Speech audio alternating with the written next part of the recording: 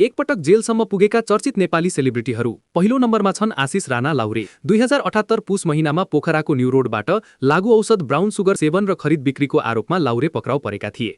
उनी करिब 32 दिन जिल्ला प्रहरी कार्यालय कास्कीको हिरासतमा बसेका थिए। पछि उनी 50,000 धरौटीमा रिहा भएका हुन्।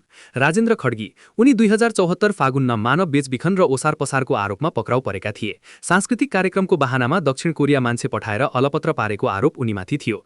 उनी केही समय हिरासतमा बसेर पछि 5 लाख धरौडीमा छुटेका थिए।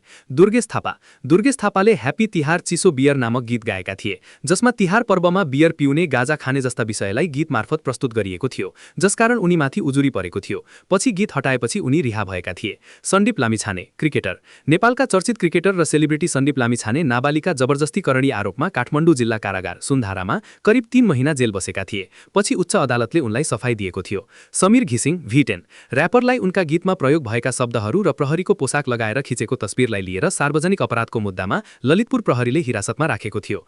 पल शाह अभिनेता पल शाह जबरजस्तीकरणी मुद्दामा तनहुँ र नवलपुर कारागारमा झण्डै 1 वर्ष जेल बसेका थिए। पछि उच्च अदालत पोखराले उनलाई निर्दोष ठहर गर्दै सफाई दिएपछि उनी रिहा भए। अनमोल केसी उनलाई 2080 असोज 12 गते साँझ भक्तपुरको साङ्गाबाट पक्राउ गरिएको थियो। चलचित्र रामायणका लागि 10 लाख रुपैयाँ एडभान्स लिएर काम नगरेको र पैसा पनि फिर्ता नगरेको विश्वासघात ठगी आरोपमा उनलाई 3 दिन प्रहरी हिरासतमा राखिएको थियो। पछि उनलाई हाजिरे जमानीमा छाडिएको थियो।